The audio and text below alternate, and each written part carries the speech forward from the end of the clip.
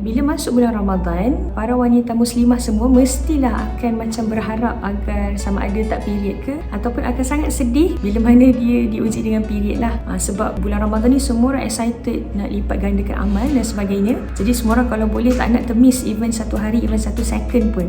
Tapi here's the thing, so kita nak luruskan sama-sama tentang perception kita tentang period. It's actually hadiah daripada Allah kepada para wanita muslimah semuanya. Kenapa kita kata jangan ditangisi haid itu? Kerana bila mana Allah bagi kita sesuatu perkara, sama ada benda tu menurut pendapat kita atau perspektif kita baik ataupun tidak, dia mestilah terbaik di mata Allah. Dan itu juga adalah tanda kasih sayang Allah kepada para wanita, dan Allah nak jaga kesihatan kita semua. Bila mana Allah bagi kita, allow kita untuk beribadah dan allow juga kita untuk tidak beribadah, bahkan diharamkan untuk beribadah pada ketika itu adalah perintah Allah. Jadi bila kita tak solat ataupun kita tak baca Quran ketika period ataupun haid kerana kita tahu Allah tak kasih, itu adalah satu bentuk ketaatan, dan harap-harapnya dia bernilai pahala lah, insya-Allah. Contoh macam ketika hari yang kita tak period, kita selalunya akan baca satu juz Quran, kita akan pergi solat tarawih, kita akan bangun qiyamul lail, kita buatlah semua amal-amal yang nanti waktu period tu kita tak boleh buat.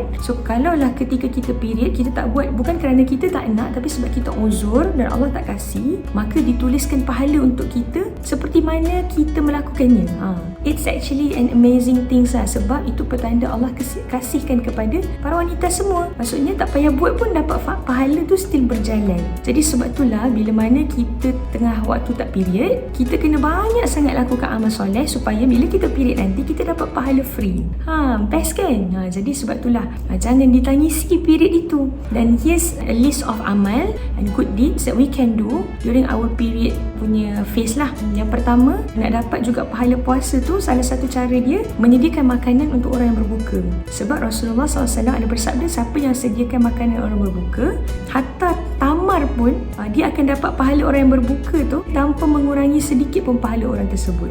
So kalau nak pahala puasa, banyak-banyak provide makanan berbuka untuk orang-orang yang berpuasa. Yang kedua, banyak-banyak doa dan zikir. Sebab apa? Sayyidatina Aisyah ditanya kepada Rasulullah SAW, kalau jumpa malam Lailatul Qadar, nak doa apa kan macam ada banyak doa, kita banyak wishlist kan. Jadi Rasulullah ajar satu doa kepada Sayyidatina Aisyah yang berbunyi, Allahumma innaka afuwun karim tuhibbul afwa fa'fu anni, ataupun fa'fu anna kalau ramai. Jadi nak katanya doa ni adalah semua orang boleh, period ke tak period ke. Jadi banyak-banyak baca doa ni. Dan juga boleh bangun qiyam, bangun tahajud. Tapi kita tak solat lah, tapi kita buat benda-benda kita boleh buat. Seperti baca doa tadi, banyak-banyak berdoa apa saja yang kita mahukan, minta pembebasan daripada api neraka, minta Allah terima amal-amal soleh kita, mintalah macam-macam segala yang kita mahukan. Dan kita juga boleh zikir, dan kita boleh provide makanan sahur.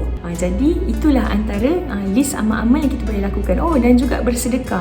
Rasulullah sangat-sangat banyak bersedekah, dan extremely lebih banyak pada bulan Ramadan, dan extremely lebih banyak, bahkan dikatakan sama macam ibarat air yang tidak terputus pada 10 malam terakhir. So banyak-banyak bersedekah. Itu pun tak perlu untuk period atau tak period. Dan juga kalau nak untuk dapat pahala kan kita tak boleh tilawah kan. So kita boleh mendengar orang lain baca Quran, mendengar Quran pun boleh dapat pahala juga, seperti mana kita bertilawah. Jadi itulah nak katanya tentang Ramadan dan period. Jangan ditangisi period ataupun haid itu, kerana Allah sebenarnya sayang kepada semua para muslimah sekalian, nak bagi pahala free.